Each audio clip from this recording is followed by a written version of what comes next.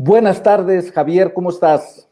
Pero muy bien. Gracias, Víctor, por la invitación. Para mí es un placer estar acá en Segunda Opinión, en esta plataforma educativa y que tiene mucho que ver con lo de la salud femenina y hacer el bien, ¿no? Uno, de alguna manera u otra, Sí. lo que está aquí es para hacer el bien a las otras personas. Sí, Así que Javier, qué muchas bueno que gracias. lo mencionas y te agradezco que me des pie, que me des esta oportunidad mientras se empiezan a unir nuestras invitadas e invitados del día de hoy, de esta plataforma educativa internacional enfocada en salud femenina, un proyecto muy interesante, muy lindo, en el cual te agradezco tu compañía, tu confianza, tu colaboración, que al igual ya de un grupo grande de especialistas en ginecología, en anticoncepción, climaterio, menopausia, endometriosis, cirugía laparoscópica, reproducción asistida, parto humanizado, lactancia materna, y también nutriólogas y también psicólogas y también dermatólogos, cirujano plástico y varios otros colegas en salud que se están uniendo a esta linda experiencia, a esta linda plataforma que tiene colegas de México, de Costa Rica, de Panamá, de Colombia, de Chile, de Perú, de Argentina, de Brasil e incluso algunos colegas latinos fuera de Latinoamérica. Entonces, pues te agradezco todo eso, te agradezco mucho la invitación a esta entrevista en este día tan especial, Javier. Es un día muy especial, como vos lo decís, ¿no? Realmente es un día especial por lo que significa y no solamente uno, que justamente, ¿sabes qué? Hoy lo estábamos charlando en la mesa al tema Ajá. este y decíamos, claro, que no es un día de felicitar, o sea, nadie debe desear feliz día a la mujer por esto, sino que en realidad es una conmemoración. Pero por otro lado, si bien existió un fenómeno, una cuestión tremenda como fue lo que todos conocemos que sucedió en esa fábrica, que ante el reclamo, lo que pasa con los derechos de la mujer y lo de la igualdad, pero sí es cierto que nosotros estamos recordando ese momento. Estamos agradeciendo a la mujer por todo lo que significa en la humanidad y estamos también reivindicando los derechos, ¿no? Y cómo en 100 años se produjeron tantos cambios que faltan un montón, pero que día a día, minuto a minuto, hacemos todo lo posible para lograr esa igualdad. Sí, de acuerdo, Javier. Y bueno, en la especialidad que nosotros tenemos el gusto, el placer de trabajar, pues todos los días estamos dedicados a la salud de la mujer, un elemento importantísimo para que ella pueda llevar a cabo esa función tan importante en la familia, en la sociedad. Y yo te pediría, entrando en materia, para empezar, que nos cuentes un poco de tu currículum, de tu experiencia profesional. Y digo un poco porque si no aquí se nos va a la hora de la entrevista. Cuéntanos para que las personas que nos están ya acompañando, a quienes por cierto les pido, escríbanos por favor desde dónde nos están viendo, desde dónde nos están escuchando. Cuéntanos de tu experiencia, Javier, de tu formación. Bien, yo soy ginecólogo. Soy oriundo de una ciudad que se llama Posadas, está en el norte de la Argentina, en un estado, como le dicen ustedes, una provincia que para nosotros es la provincia de Misiones, que es una provincia muy especial porque está como metida dentro de Brasil y es la que posee a las cataratas del Iguazú, una de las 7 maravillas del mundo. Muy Excelente. temprano, a los 17 años, me fui a estudiar medicina. Mi padre es médico y bueno, de alguna forma yo he recibido ese, digamos, ese empuje hacia la medicina. Mi viejo era un tipo que sigue vivo, ¿no? Pero era un tipo que es muy dedicado, con mucha vocación de servicio. Bueno, a mí me gustaba mucho la medicina. eh, la, la hice en Buenos Aires a la facultad y me recibí de médico allí en Buenos Aires y luego hice la residencia en ginecología y obstetricia en Buenos Aires. Tuve la suerte que ya antes de terminar la carrera estuve en la Clínica Mayo como un estudiante en el último año, y luego en la residencia la posibilidad también de estar en un hospital en Estados Unidos y luego en Italia, haciendo ya lo que a mí me gusta y lo que me he dedicado, que es la endoscopía ginecológica, es decir, eso de operar por tubitos, de la cirugía mínimamente invasiva. Y a partir de allí, bueno, obviamente empecé a avanzar un poco en, en la ciencia, en la ginecología, pero desde el punto de vista quirúrgico. He estado desde como instructor en cirugía laparoscópica. Hoy hace ya 20 años que soy instructor de cirugía laparoscópica y mínimamente invasiva en un centro que hay acá. Luego también he desarrollado la cirugía vaginal acá en la Argentina, pero sobre todo la laparoscopía y la histeroscopía también han sido como algo importante. Y desde el año 2017 al 2019 he llegado a ser el presidente de la Sociedad Argentina de Cirugía Mínimamente Invasiva. Excelente.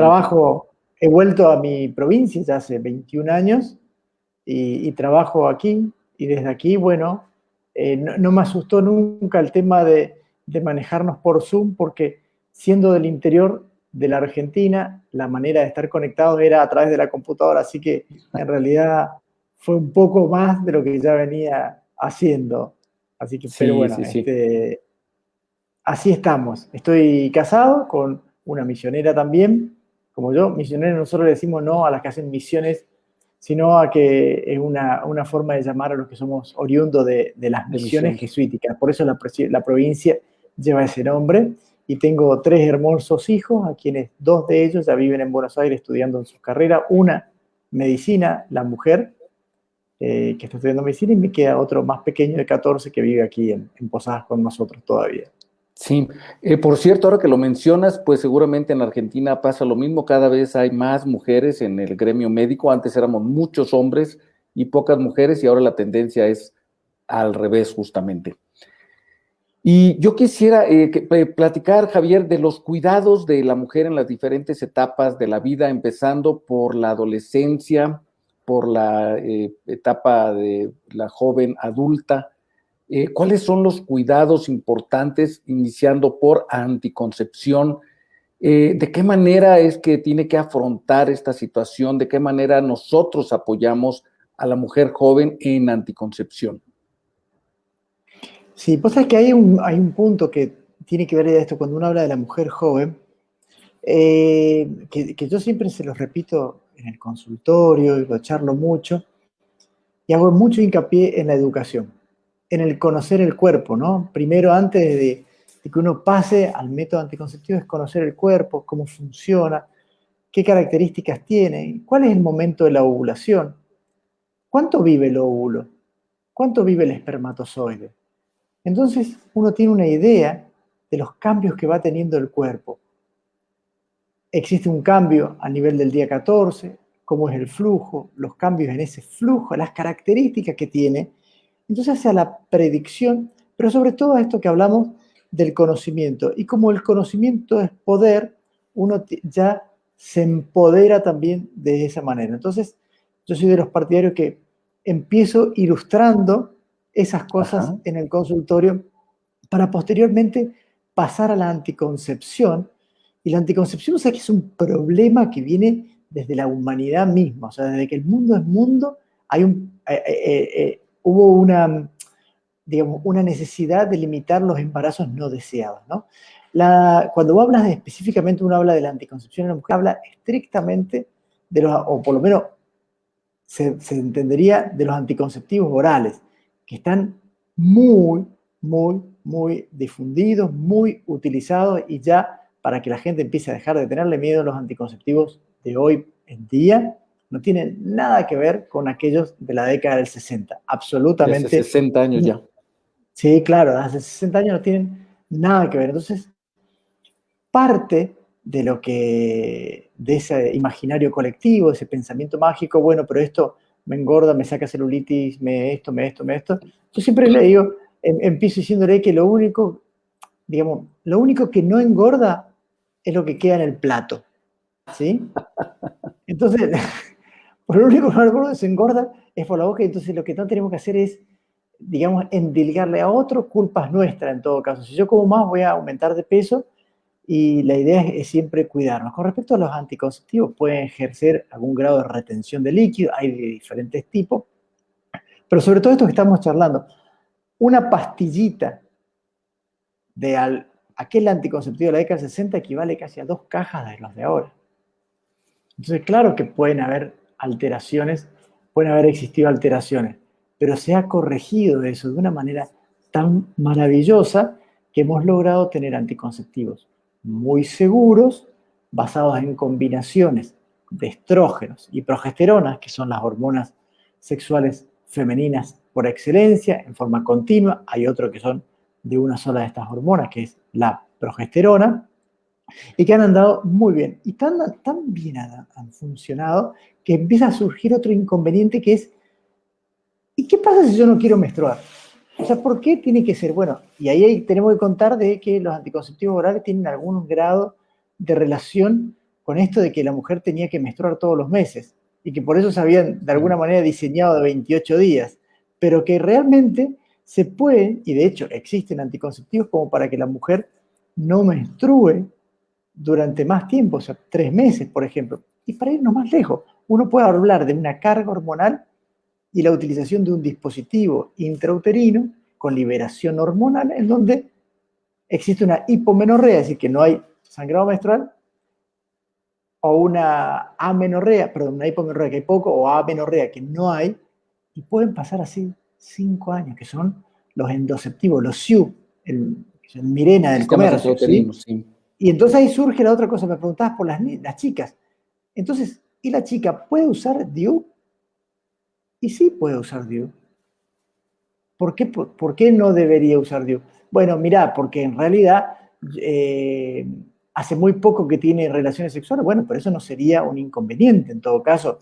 Bueno, pero es que el DIU está asociado con enfermedades de transmisión sexual. Bueno, entonces eduquemos con respecto a eso y charlemos un poquitito de lo que significa la utilización de un dispositivo intrauterino, del incremento, porque es un cuerpo extraño. Y ahí parece otro punto, ¿eh? ¿Cuál es el funcionamiento? El DIU aparece como abortivo. Bueno, en realidad no fue diseñado como tal. El dispositivo intrauterino se coloca dentro del útero y genera una reacción inflamatoria dentro del útero, una reacción inflamatoria adentro que hace que concurran elementos que se llaman de la inflamación, que ahora estamos recontra de moda porque con el tema del COVID todos sabemos de inflamación. Entonces concurren todos, entonces hay macrófagos, hay leucocitos, que son células que tienen que ver con esto de la inmunidad, y se forma una malla de fibrina, un entramado, como si fuese una esponja dentro del útero, de manera tal que el espermatozoide, cuando quiere subir, cuando quiere ascender, se encuentra con esta malla. Todas estas sustancias generan una agresión sobre la superficie, sobre la membrana, se termina destruyendo el espermatozoide, y de alguna manera los macrófagos, son otras células que aparecen ahí, lo terminan fagocitando, se lo terminan comiendo. Entonces, idealmente no fueron diseñados por eso, fueron diseñados como cuerpo extraño que viene de la historia. O sea, era un método que habían diseñado los beduinos para tratar de movilizarse con los camellos, y para que las camellas no se queden embarazadas le ponían piedras adentro del útero. Entonces de esta manera no se embarazaban. Y al no embarazarse, andaban por ahí, podían llevar la camella sin que la pierdan en estas migraciones que hacían, ¿no? Entonces, fíjense, ahora, el SIU este que hablábamos, que además libera una hormona, produce un cambio extra, ¿no? Sobre el endometrio, que evita, o que reduce ese endometrio, lo deja como finito, finito, finito, finito, y evita el sangrado menstrual. A su vez, tiene otros cambios ya a nivel de los ovarios que evitarían también o reducirían las posibilidades de embarazo. Entonces, el punto, vamos acá. Anticonceptivos en las chicas, sí, sí. Dispositivos intrauterinos en una chica, ¿puede ser? Sí, puede ser, no hay una contraindicación. Pellets subcutáneos, es decir, se pueden poner los implantes, sí, ahora están muy de moda en muchos países. Hay países que tienen políticas de anticoncepción en donde se promueve la utilización de los implantes subdérmicos, ese famoso chip que le dicen algunos. Entonces se podría usar. Acá en la Argentina está como muy popularizado antes de los 24 años, tiene algunos efectos colaterales, o sea, nada es gratis en la vida, ¿no? O sea que de pronto hay algunas cosas que pueden llegar a suceder, hay fenómenos que están relacionados con metrorragia que pueden llegar a aparecer, hay intolerancia, sensaciones digamos, de que se están tocando el implante, pero eso puede pasar con todos los métodos anticonceptivos. Uno no tiene que pensar que los métodos anticonceptivos son, como recién decías, nada es gratis en la vida, alguna cosa pasa. El mismo dispositivo intrauterino, maravilloso, que sería el SIU, puede producir spotting, o sea, que ese manchadito, y puede estar incómodo, por cierto, incómodo, y que uno dice, pero ¿y ahora qué hago? Y cuando abre la puerta se encuentra con la paciente en la sala de espera y dice, ¿y ahora qué le voy a ofrecer a este paciente? Bueno, realmente eso puede pasar, pero a su vez, como es un cuerpo extraño y generó una reacción inflamatoria dentro del útero, es de esperar que el paciente incremente su flujo el flujo, ¿sí? El fluido. ¿Y qué significa esto? Y bueno, de alguna forma u otra cambia el pH vaginal y al cambiar el pH aparece más flujo. Las pastillas anticonceptivas, por ejemplo, son maravillosas, estabilizan el periodo menstrual, hace que le venga a la regla cada 28 días, que le dure poquitito, que le venga sin dolor. O sea, una maravilla desde mi punto de vista. Javier, porque además, pero entonces, ¿qué pasa? ¿Qué pasa? Porque tú me hablas de maravillas que yo también conozco de buena manera, pero tenemos muchos anticonceptivos, al menos 15 métodos, con una alta eficacia, con pocos efectos secundarios, bien tolerado. Sin embargo, te leo algunos números de temas que nos dejan mucha inquietud y pendiente, sobre todo en Latinoamérica. Hasta el 56% de los embarazos, poco más de 1 de cada 2 de los embarazos en Latinoamérica son embarazos no planeados. 20% de los embarazos ocurren en mujeres de 20 años o menos. 2 millones, más de 2 millones de embarazos no planeados en los últimos años y cerca de 1 millón de abortos en situaciones inseguras. ¿Qué pasa entonces, Javier? ¿Dónde estamos fallando como sociedad, como cultura médica, como cultura a la población, como autoridades, gobiernos, políticas? ¿Qué nos está faltando? Educación. Educación. Digamos, todo lo que estamos contando lo podemos contar y de alguna forma entender, pero hay gente que tiene necesidades insatisfechas. Y esas necesidades que son insatisfechas,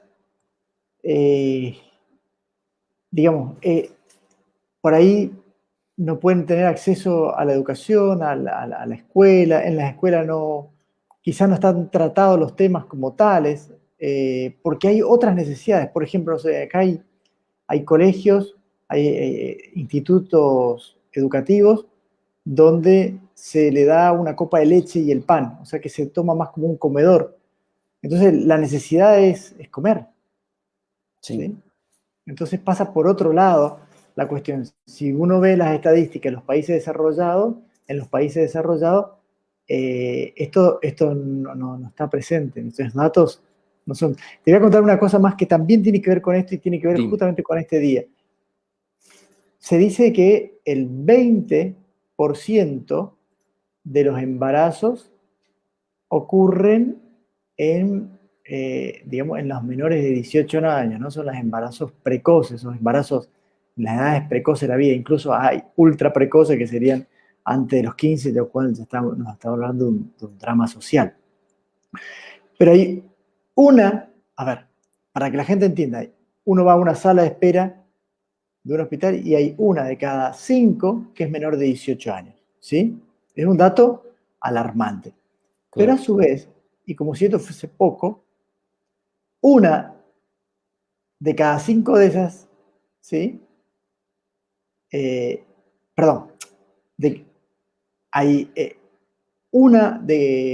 Solamente una de ellas tiene una pareja menor de 18 años. O sea que el resto son hombres mayores de 18 años que tienen una relación con una chica de menos de 18 años. No sé si me entiende. Entonces, eso también habla de alguna forma, de algún grado de abuso que se está teniendo. El abuso en el que está más educado que el otro, el que tiene o ejerce un poder de alguna manera diferente al otro. Entonces, es también una forma de hostilidad hacia la mujer, ¿no? Sí, sí, sí. También, en cierto grado, Javier, ahora que yo mencionaba de los embarazos no planeados en mujeres menores de 20 años, se considera que 20 a 25% de las jóvenes menores de 20 años tienen ese tipo de embarazos no planeados. Pero es curioso que hay un grupo grande que tienen embarazos planeados, que es también de revisar, de investigar, algo que llama mucho, mucho la atención. Ahora, nos hace una pregunta Victoria y yo quisiera que nos orientaras en este aspecto, cómo tú lo vas llevando el análisis para que una paciente elija un método anticonceptivo o que tú le sugieras un método. Victoria es una persona joven, sana, que se retiró el implante hace 3 semanas y está pensando qué anticonceptivo usar. Entre ellos está pensando en la posibilidad de un parche transdérmico. ¿Cómo enfocarías tú esta situación, Javier, y cuál sería la sugerencia que le podrías dar a Victoria? Bueno, en principio, claro, estuviste bien con la palabra sugerencia. Se dice que para la anticoncepción, el paciente deja de ser paciente y pasa a ser un usuario de un método anticonceptivo. Exacto. Entonces el médico tiene que poner sobre la mesa el menú como si fuese un restaurante. Y en el menú poner todo. Pero bueno, de alguna manera uno también le pregunta al mozo qué estaría bueno y qué características tienen las cosas. Y Sí, ahí sí. es donde uno puede, de alguna forma u otra, influir. El médico tiene que ser lo más, digamos, ecuánime en las decisiones, lo más despojado de todo. Pero la que elige es la paciente en función de sus creencias, digamos, de cómo fue educada, de qué le pasó con los métodos. Eh, si vos me decís a mí, ¿qué me encanta a mí? Yo te tengo que decir es que yo soy, a ver, yo creo en el anticonceptivo oral, ¿sí? En determinados momentos de la vida. Y pasa un poco todo, qué sé yo, por ejemplo, el parche me parece un excelente método, pero también es cierto que el parche eh, hay que colocarlo cada 7 días, va a depender bastante de dónde estás viviendo. Nosotros vivimos en un clima donde hace 40 grados todos los días y es un clima húmedo, entonces hay como una pequeña tendencia A a que que se se puedan despegue. despegar los parches, entonces no es como algo muy indicado, ¿sí? A su vez yo me dedico mucho a la endometriosis, entonces me inclino con la terapia como más sistémica, ¿no? Con el tema del anticonceptivo oral. Yo a ella, a Victoria, le recomendaría, la verdad, o le contaría de alguna manera u otra las ventajas que podría tener un anticonceptivo oral. Hablaría mucho sobre cómo son sus periodos menstruales, si tiene dolor o no, ¿m? Qué característica. Hablaría de la historia familiar, de la historia de sus periodos y cuál fue su experiencia con el implante. Perfecto. Victoria tiene 26 años, no ha tenido hijos y probablemente no tenga en este momento un deseo a corto plazo de tener hijos, como ahora es tan frecuente en las mujeres. Quieren estudiar, quieren irse a dar una vuelta a Europa y quieren hacer la maestría, el doctorado y trabajar. Y bueno, entonces muy probablemente, Javier, creo que estarás de acuerdo que hay más de un método que ella Sí, podría llevar y que, como tú bien dices, tomando en cuenta sus preferencias, sus experiencias y además beneficios adicionales, que ahora te voy a pedir que nos menciones sobre esto, de los anticonceptivos, pues ella tendría la posibilidad de elegir más de una opción y después de varias otras preguntas, por ejemplo, saber si no tiene alguna contraindicación para el uso de un método, pues llegar a la sugerencia de uno o dos y que sea ella la sí. que elija. Y entre estos beneficios adicionales, ¿cuáles estarían, Javier? ¿Cuáles consideras tú que son los principales beneficios no anticonceptivos de los métodos anticonceptivos? Bueno, acá vamos a algunas cuestiones. Si nosotros empezamos del principio y nos despojamos de la parte hormonal y decimos los beneficios de los tienen anticonceptivos, empezaríamos por el preservativo, que el mayor de los beneficios es el evitar las enfermedades de transmisión sexual. Claro. Ampliamente presentes en los países, en todos los países, pero particularmente en el tercer mundo, ¿no? Entonces, esto de las relaciones sin cuidado no es solamente para el embarazo no deseado, sino también para evitar justamente las enfermedades de transmisión sexual. Dicho esto, uno pasa a los otros métodos, que serían los métodos a los anticonceptivos, y allí podríamos empezar con el anticonceptivo oral, donde, como recién hablábamos, es una combinación de estrógenos y progesterona, que pueden ser en dosis iguales durante todo el mes, pueden ser en diferentes dosis a lo largo del mes, Ajá. o pueden ser de una de estas hormonas solamente, ¿sí? Hay mayor o menor carga con respecto a los estrógenos. Ella tiene 26 años, yo creo que hay que empezar a reducirle la carga de estrógeno, con lo cual hay que elegir los que tengan menos carga, baja dosis.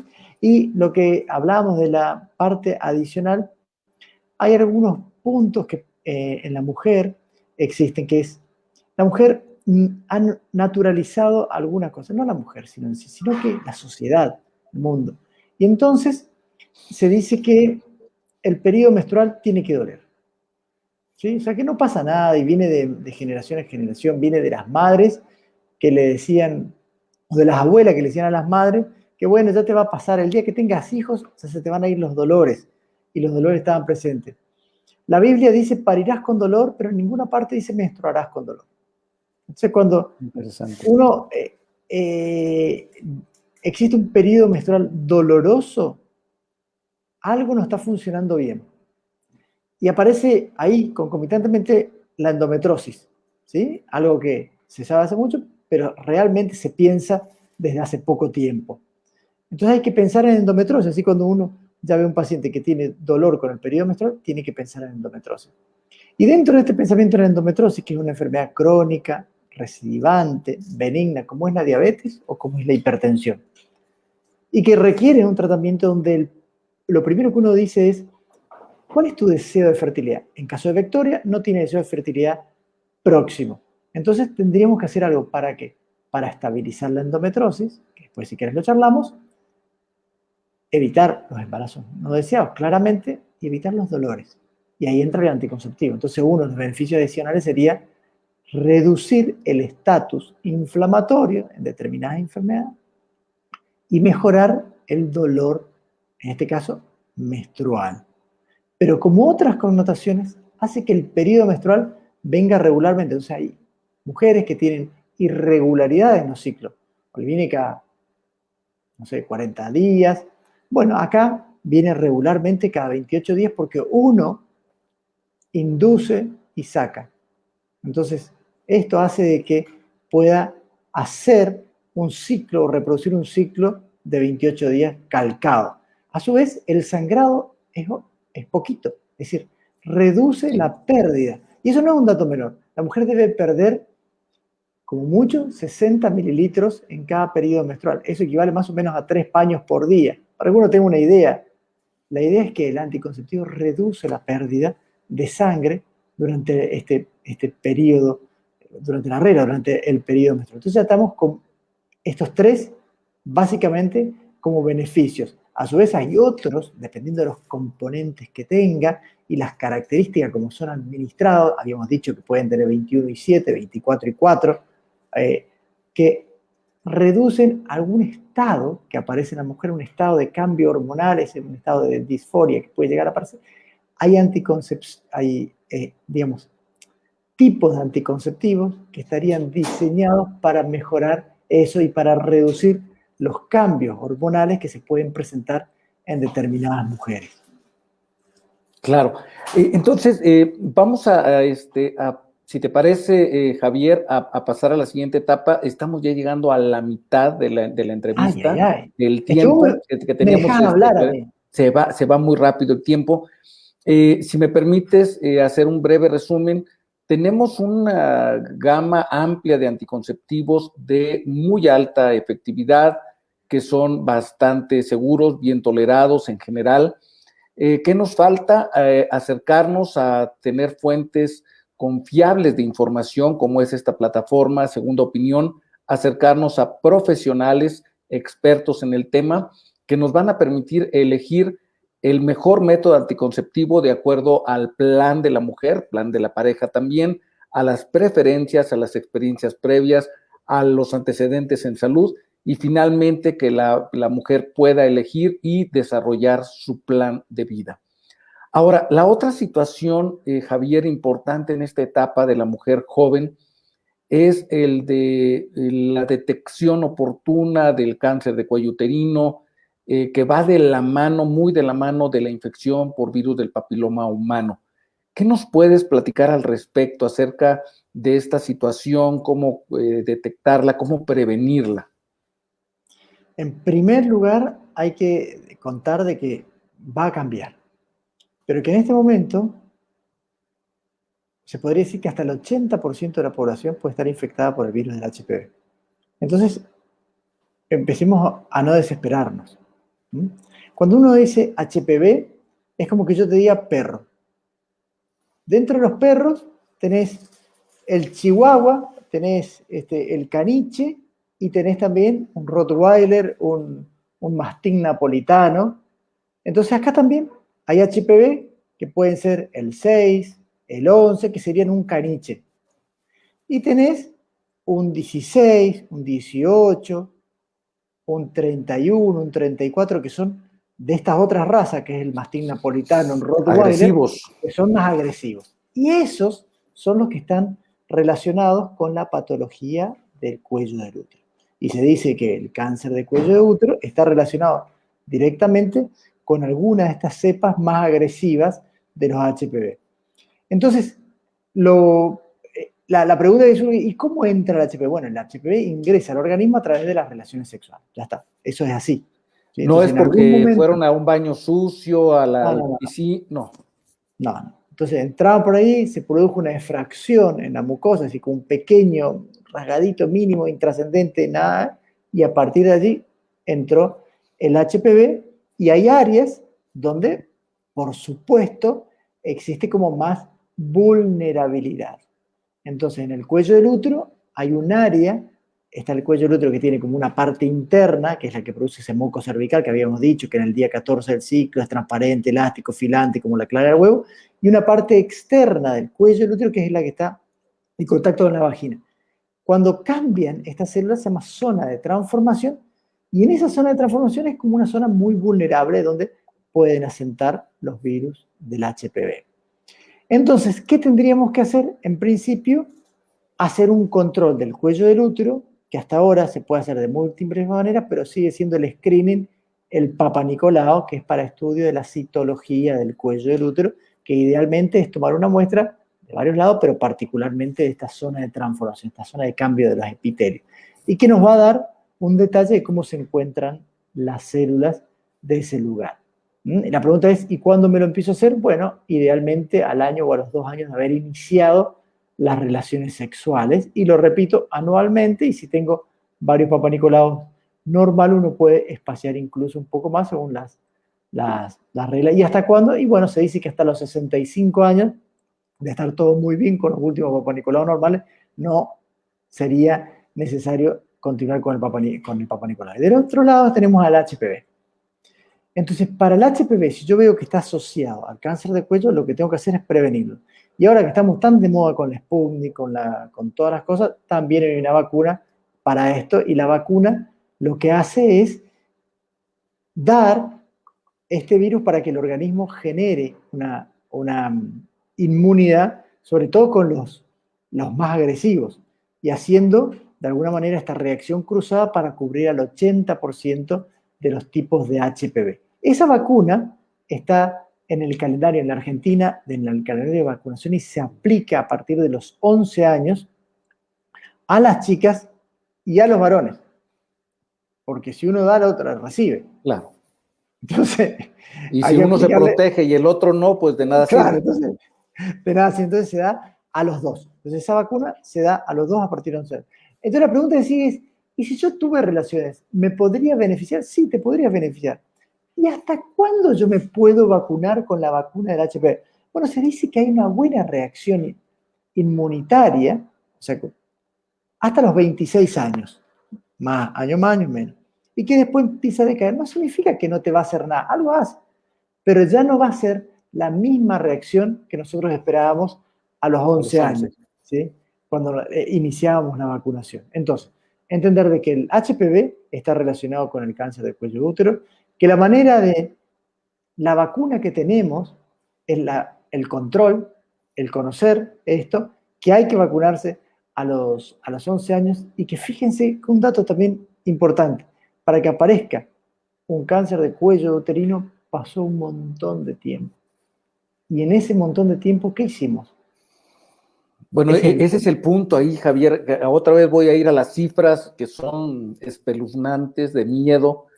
Reportes de la Organización del Mundial de la Salud en la Oficina para Latinoamérica, para Panamérica, reportan recientemente 83,000 casos nuevos de cáncer de cuello uterino, 36,000 muertes por cáncer de cuello uterino, y que esto podría aumentar un 45% más para el 2030. Entonces, nuevamente la pregunta es, ¿qué pasa? ¿Qué no estamos haciendo los médicos, los pacientes, los gobiernos, las instituciones? ¿Dónde estamos fallando? ¿Qué nos falta? Bueno, ahí tenemos un tema, porque cuando uno mira, cuando habla de cáncer de cuello de útero, embarazo adolescente, mortalidad infantil, mortalidad materna o maternidad perinatal, todos los datos esos catastróficos son del tercer mundo. Sí, Entonces, lo que hay que lamentablemente preguntar sí. es qué está pasando en el tercer mundo. Bueno, en el tercer mundo tenemos una alta tasa de pobreza, entonces las necesidades son otras y algunas cuestiones pasan como a segundo plano, que no deberían, ¿no? Pero es así. Entonces lo que pasa es que falta control. Y uno dice, pero mirá que tenemos buenos hospitales, la gente puede decir, sí, pero a lo mejor no tiene para el pasaje de colectivo, no tiene para el bus para llegar hasta allí, ¿no? Entonces, sí, se pueden hacer campañas y vamos a ir casa por casa. Sí, pero son cuestiones que no son difíciles. Hay que manejar una estadística muy, muy especial. Esos países que tienen baja tasa de cáncer de cuello de útero van a buscarlos a la casa.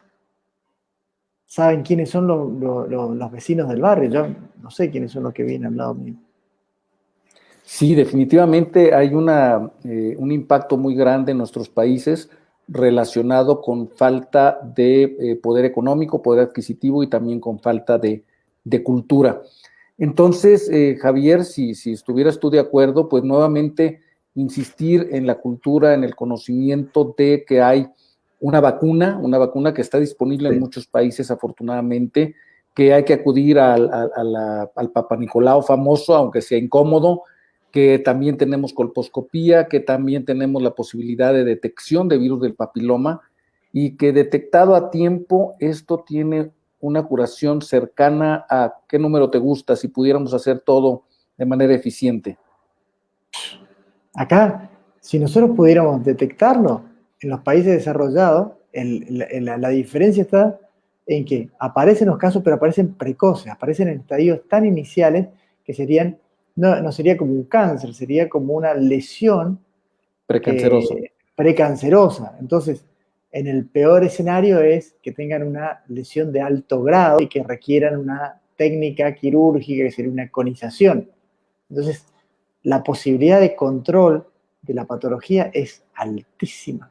Es Sí. altísima. Entonces, para que en un país desarrollado alguien se muera de un cáncer de cuello de útero, es porque de alguna manera no tuvo acceso a la medicina. Sí, de acuerdo, Javier. Esta enfermedad terrible, el cáncer de cuello uterino, pues podríamos, en situaciones ideales, controlarla prácticamente al 100%. Les invito a todas ustedes, gracias, Victoria, por tu pregunta, por su intervención, a Flor, que nos están saludando desde Cuernavaca, Morelos. Está también por acá Leti desde la Ciudad de México. Andrea nos está saludando desde Buenos Aires. Este es el momento de que puedan hacer sus preguntas, sus comentarios. Aprovechemos al experto, a quien ahora yo le quiero preguntar acerca de otro tema que es desgraciadamente cada vez más frecuente. Cáncer de mama, Javier. ¿Cómo cuidarse? ¿Cómo tratar de detectarlo a tiempo? ¿Prevenirlo? ¿En qué mujeres? ¿En qué momento? ¿Cómo? Qué buena esa, ¿eh? Porque ahí ya nos empezamos a emparejar. Porque la diferencia que tendríamos con el primer mundo sería en todo caso con la detección precoz.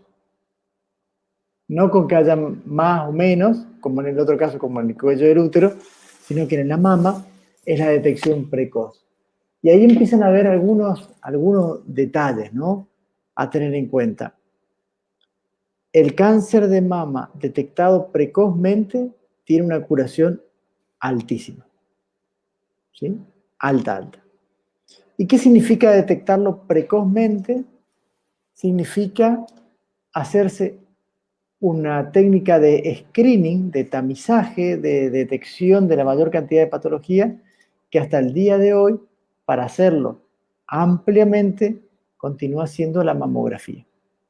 Un estudio molesto, incómodo, porque a muchas mujeres les molesta la compresión de la mama y que nosotros difícilmente podamos opinar sobre eso porque somos hombres, entonces, lo cual no significa que en el hombre no haya cáncer de mama, y si quieren lo charlamos después. Pero sí que tenemos esto. Entonces, a partir de la mamografía podemos detectar lesiones iniciales. ¿Qué serían?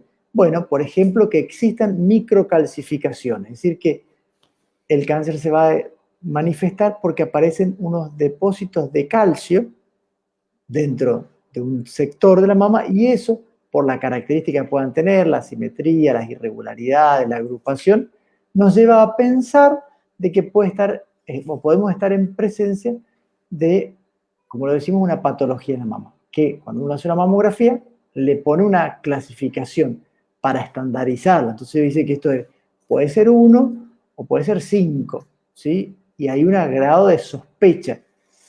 Entonces, el realizar esta mamografía nos permite, porque para que llegue a 1 centímetro tuvieron que pasar 10 años. 10 años. Entonces, ahí está el punto en donde uno se basa. Entonces, empezamos. ¿Y entonces qué harían? Bueno, decimos la mamografía es un método, digamos, que lo podríamos utilizar como screening porque lo podemos hacer masivamente en la población. ¿Y cuándo lo haríamos? Bueno, y ¿A qué edad? acá hay algunas connotaciones que pueden variar, y algunas escuelas dicen la primera mamografía como base, a los 35 años y después a los 40 años, y a partir de allí se podría hacer, dependiendo, por ejemplo, en la escuela inglesa, una cada 2 años hasta los 50, y a partir de los 50 una por año, que es la manera de detectar. Y me surge otro. ¿Y qué pasa si yo tengo un familiar de primer grado con cáncer de Hermana, mama? mamá, tía. Hermana, mamá, tía, exactamente. Bueno, habitualmente entonces uno adelanta la mamografía 10 años del momento en el cual haría la otra. ¿Sí? ¿Y qué pasa si a la mamá le diagnosticaron el cáncer de mama, que ya quizás no esté, entonces le contaron cuando tenía, no sé, 33?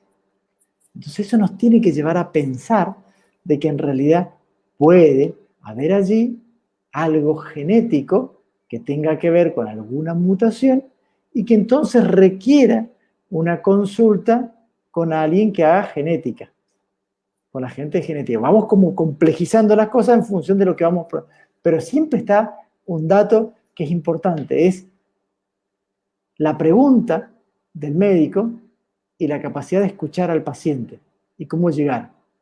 Entonces, allí voy a Pepe Mujica, que fue un presidente del Uruguay, Sí, que decía una cosa que a mí me encanta, y la repito cada tanto, es que en Internet están todas las respuestas. Y eso nos sirve a nosotros. Nosotros buscamos todo en Internet todo el tiempo. Lo que pasa es que hay que saber hacer la pregunta. Si uno hace mal la pregunta, la respuesta es mala. Entonces nosotros como médicos tenemos que hacer eso y decir, voy a hacer bien la pregunta. Si yo no le pregunto nada de su historia familiar, no voy a obtener nada. Está claro. Entonces tengo que saber la historia familiar de esa mujer para poder llegar al mejor de los diagnósticos y ofrecerle también qué hay. La otra es, ¿y qué pasa si tengo un implante mamario? ¿Me puedo hacer mamografía? Sí, te puedes hacer mamografía. claro. Lo que en todo caso tenés que hacerte es una técnica especial que se llama técnica de Eklund, que es para ver mejor la zona.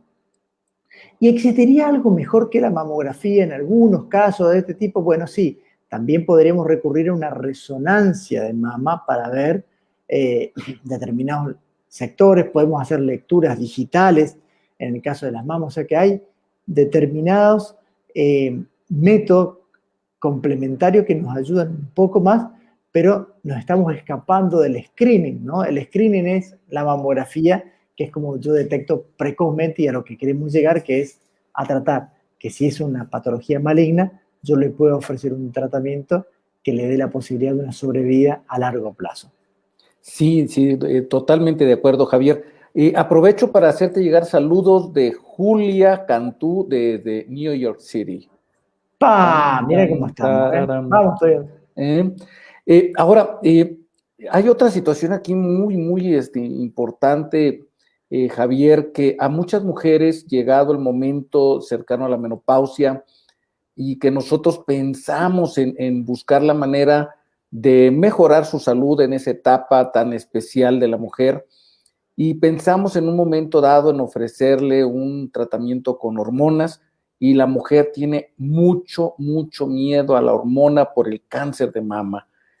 Sabemos que para prevenir el cáncer de mama es importante que estén en su peso, que no coman muchas grasas, que hagan ejercicio, no fumar, reducir la cantidad de alcohol en todo lo posible, pero la mujer le tiene miedo a las hormonas y todo se lo achaca a la hormona.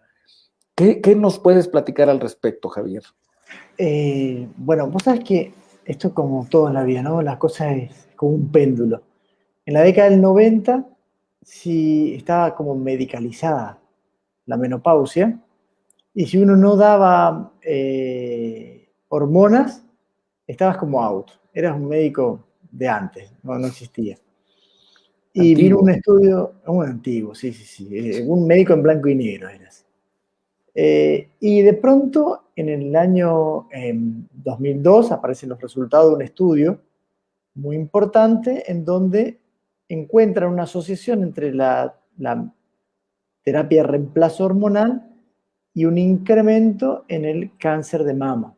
Y a partir de allí pasamos para el otro lado. Ahora, Nada. si dabas hormonas, eras un criminal, ¿sí? Y ni muy, muy, ni tan, tan, ¿sí? Ni medicalizar a todos, ni no darle a nadie. Entonces, hay determinados momentos en los cuales uno puede medicar. Y ahí entonces empezamos a pasar. ¿Cuándo yo indicaría una terapia de reemplazo hormonal? Bueno, en definitiva, en principio, tengo que saber todo esto que estamos hablando acá, de lo que significa el alcohol, de lo que significa el tabaco, lo que significa estar en peso. Pero también hay que escuchar al paciente, porque a veces ese síndrome climatérico, el hecho de los sofocos, los calores, la irritabilidad, cambios que pueden aparecer, la disminución del deseo sexual, afectan la calidad de vida. Totalmente. Entonces, esa afectación de la calidad de vida le hacen, digamos, o sentirse distinta, dejar de sentirse mujer, o bueno, o como quiera interpretarlo. Y nosotros tenemos que escuchar otra vez al paciente y existen terapias de reemplazo hormonal que nos sirven no solamente para eso, para mejorar la calidad de vida, sino que nos sirven para prevenir y se dice que esto es útil si es indicado un determinado tiempo relacionado con la menopausia. Es decir, nosotros no podemos indicarle a una paciente de 70 años una terapia de reemplazo hormonal. ¿Sí? Totalmente. Ya Porque es los fuera de lugar. beneficios, claro, porque los beneficios que voy a obtener no son los mismos que obtendría si la paciente tenía 47 años y tuvo su último periodo menstrual. Entonces, valorar, digamos, los pros que tendría la medicación con todo esto que estuvimos viendo, la prevención en lo que tiene que ver con la patología ósea, o sea, la osteoporosis, todos los que son los cambios, estos que hablamos, que pueden aparecer en la mujer, mejorar la calidad de vida y por supuesto que existen medicamentos que están estudiados, que nada, como habíamos dicho, ningún medicamento es inocuo, pero sí, valorando riesgos y beneficios, podemos lograr un talle a medida para esa mujer.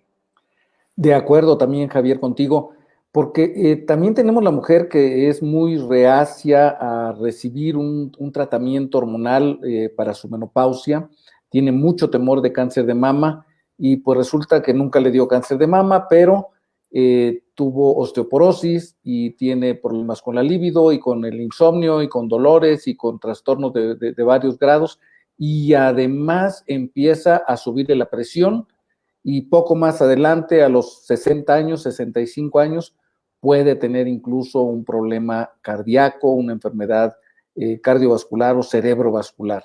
Esta es otra realidad. ¿Cómo se lo planteas tú? ¿Cómo lo ves tú para tus pacientes de ese grupo de edad? ¿El grupo de edad cuál me decís que sea? De 60 a 65 años, ya pasada la menopausia. ¿Qué situaciones visualizas ahí? ¿Cómo las manejas? Mira, habitualmente les explico lo que son los mayores beneficios que tienen. Los mayores beneficios no estarían situados aquí, ¿viste? Estarían como antes. Eso no significa que no se le pueda dar y de hecho hay un grupo de pacientes, yo no me dedico particularmente a la menopausia, pero sí trabajo, el grupo de menopausia con el que trabajo, tienen pacientes de esas edades que reciben también terapia de reemplazo en algunos casos muy puntuales, pero están en un seguimiento como muy estricto de toda la patología, es decir, se les sigue mucho el endometrio, se les controla mucho el tema de las mamas y se les sigue mucho también la parte cardiovascular y ósea, ¿no? Para darle los mejores beneficios. Pero quizás no sea el grupo más grande para recibir terapia de reemplazo hormonal, no es el mayor de los grupos. O sea, el mayor de los grupos estaba antes, ¿no? Sí, sí, sí. Aquí lo importante es llevar la medicina preventiva, tanto hablando de anticoncepción, hablando de cáncer de cuello uterino, hablando de climaterio, menopausia, porque de no ser así, lo que tú platicabas y que conocemos esa señora de 60, 65 años que no llevó tratamiento alguno, no llevó ningún otro cuidado de su menopausia y que de repente se levanta en la oscuridad, se tropieza o se resbala en la acera, en la banqueta y se cae y se fractura el antebrazo o la cadera. Sí, lo que pasa es que ahí ya entramos en otra parte, entramos ya en que existieron cuestiones que hicieron llegar hasta eso, que hicieron llegar hasta una deficiencia de la masa ósea, ¿no? O sea, ¿qué pasó allí? Y esa deficiencia de la masa ósea puede ser que haya estado presente desde tiempos inmemoriales, porque la paciente a lo mejor jamás hizo actividad física,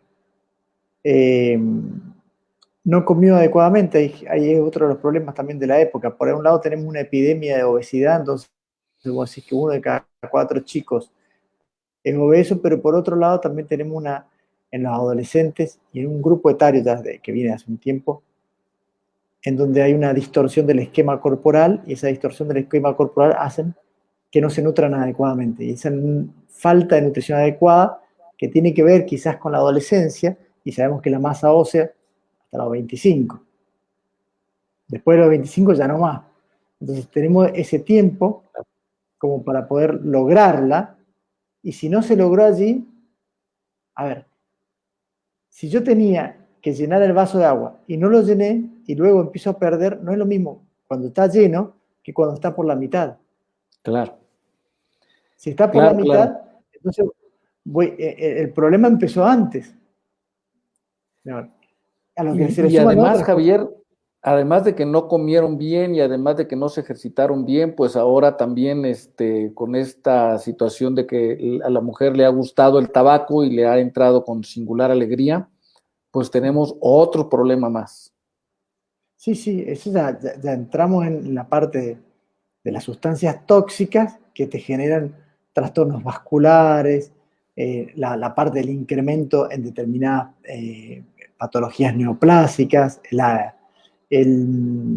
cómo es, uno dice la patología vascular, pero cómo esa patología vascular actúa sobre la presión, actúa sobre la microvascularización. O sea, es grande de pronto lo que puede llegar a pasar. No me quería dejar ir sin hablarte de cuando uno habla Dime.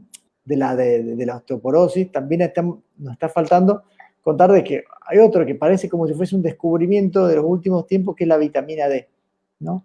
El hecho de, aunque uno viva, yo vivo en Misiones, y acá en Misiones, que hay sol todo el día, todo el año, a toda hora, resulta de que también hay déficit en algunos pacientes de vitamina D. Y la vitamina D tiene relación con el metabolismo del calcio. Entonces uno puede tener alguna alteración allí con el metabolismo del calcio y también tener una patología en el hueso, que a su vez no viene sola, porque a lo mejor está relacionada con la paratormona. Pero cuando vamos viendo, este paciente pudo haber tenido un montón de otras, digamos, de otras patologías previas. Un detalle, el no hacer actividad física, que es Sí. como muy, muy malo, ¿no? Sí, definitivamente, de esas epidemias que tú comentas, el tipo de alimentación demasiado industrializado, cada vez más sedentarismo, más actividad sentado o acostado y poco actividad física, el tabaco, el alcohol, las drogas, en fin, es un tema muy, muy amplio. Sin embargo, creo, Javier, que en términos generales hemos podido cubrir esta particular responsabilidad que tenemos los ginecólogos en la atención de la mujer en las diferentes etapas de la vida. De manera premeditada no he incluido el embarazo, porque bueno, el embarazo es un tema muy amplio y diferente, y que ahora pues ya no tenemos una edad del embarazo, ¿no? Ahora, así como tenemos embarazo a los 15, tenemos embarazo a los 45 y bueno, prácticamente incluye toda la vida. Yo quisiera pedirte, Javier, porque ya estamos cumpliendo la hora, yo quisiera pedirte si nos hicieras favor de dejar un mensaje a nuestra audiencia acerca de estos cuidados, de estas medidas preventivas para procurar mejorar en todo lo posible la salud y el bienestar de nuestras mujeres.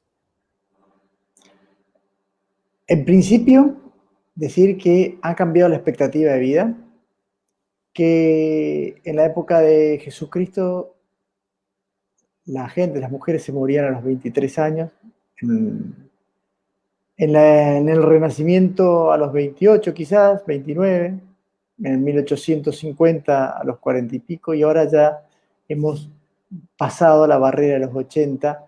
Eso significa de que tenemos muchos años por delante, y esos años hay que vivirlos bien, y para vivirlos bien hay que disfrutar de todo, y el cuerpo es el mismo. Es decir, venimos al mundo con este cuerpo. Es como haber venido con un solo zapato y nos tiene que durar toda la vida. Es mejor que lo cuidemos. Y cuidarlo significa cuidarlo en todo sentido. Cuidarlo desde la salud, en los temas que hablamos. Cómo cuido las mamas, cómo cuidamos el cuello del útero, pero cómo cuidamos la carrocería. ¿Cómo cuidamos la carrocería? ¿Cómo cuidamos este cuerpo? Bueno, evitando el consumo de alcohol, evitando el consumo de alimentos que no sean nutricionales, tratando de mantenerme en el peso. O sea, no hay nada que diga que uno tiene que engordar con la edad. Entonces tenemos que mantenernos en el peso, pero también tenemos que mantenernos saludables haciendo actividad física, manteniendo la mente activa. De nada nos sirve vivir 90 años si no tenemos una mente que nos acompañe, y para mantener la mente que nos acompañe, leamos y estemos emocionalmente conectados con nuestro cuerpo, con la realidad con el mundo. Es decir, somos seres emocionales que razonamos, eso significa de que tenemos emociones, pero que también tenemos razón y tenemos esta estructura corporal. Comprendamos eso y seamos lo más sanos posible, y para ser lo más sanos posible, uno de los momentos es ser iguales, ¿sí? Entonces, en este Día Internacional de la Mujer, reivindico a todas las mujeres, hacemos esto por ustedes y queremos que sean, bueno, las que nos guíen siempre porque son unas diosas. Así es, de acuerdo totalmente contigo, Javier. Pues yo quiero agradecerte de verdad, muy, muy sinceramente, con mucho afecto, tu participación, tu colaboración, el haber aceptado esta entrevista, este tiempo que nos has dedicado a todas y a todos los que nos están viendo en este momento. Reiterarles, por favor, las personas más jóvenes, infórmense adecuadamente, busquen información y educación de calidad. Esta plataforma está hecha justamente para eso y para ustedes. Para las personas mayores que tenemos hijos adolescentes sobre todo, pues brindarles toda nuestra confianza, no solamente educación, información, sino confianza para que puedan hacernos preguntas, referirnos a nosotros. Y además de nosotros como papás, pues que sepan que tienen una red de amigos médicos que estamos a sus órdenes, a su disposición, hoy y en cualquier momento que lo necesiten, ¿sí? Pues dicho esto, Javier, no me queda más que despedirnos con ese cariño, hacerte llegar un saludo, un abrazo hasta Misiones, hasta Argentina, y a todas ustedes, amigas, amigos que nos están escuchando, el próximo lunes tenemos otra cita con otra muy interesante entrevista. Muchas gracias por su visita, por su cercanía y por su confianza también. Buenas tardes. Hasta pronto. Muchísimas gracias. Muchas gracias. Gracias, Victoria. Gracias, Javier. Gracias, Miriam, Bueno, Leti. Hasta New York. Gracias, Julia. Chao.